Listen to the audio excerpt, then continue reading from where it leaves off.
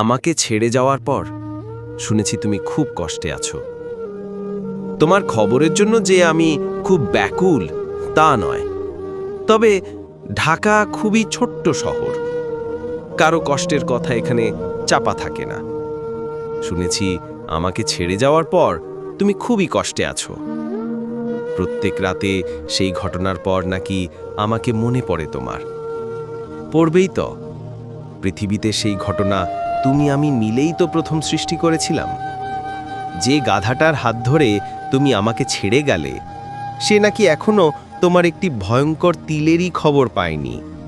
ওই ভিসুভিয়াস থেকে কতটা লাভা ওঠে তা তো আমিই প্রথম আবিষ্কার করেছিলাম। তুমি কি জানো না গাধারা কখনো অগ্নিগিরিতে চড়ে না? তোমার কানের লতিতে কতটা বিদ্যুৎ আছে তা কি তুমি জানতে?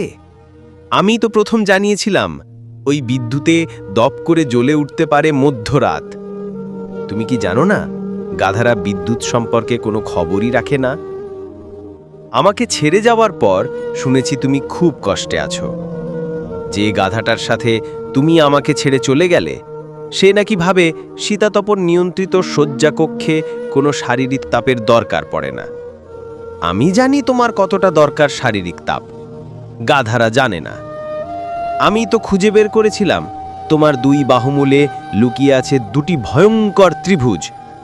সে খবর পায়নি গাধাটা। গাধারা চিরকালই শারীরিক ও সব রকম জ্যামিতিতে খুবই মূর্খ হয়ে থাকে। তোমার গাধাটা আবার একটু রাবীন্দ্রিক। তুমি যেখানে নিজের জমিতে চাষার অক্লান্ত নিড়ানো চাষ মই পছন্দ করো, সে নাকি আধ মিনিটের বেশি চষতে পারে না। গাধাটা জানে না চাষ আর গীতবিতানের মধ্যে দুস্তর পার্থক্য। তুমি কেন আমাকে ছেড়ে গিয়েছিলে?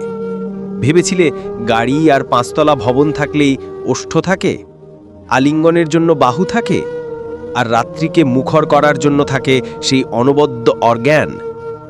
শুনেছি আমাকে ছেড়ে যাওয়ার পর তুমি খুবই কষ্টে আছো।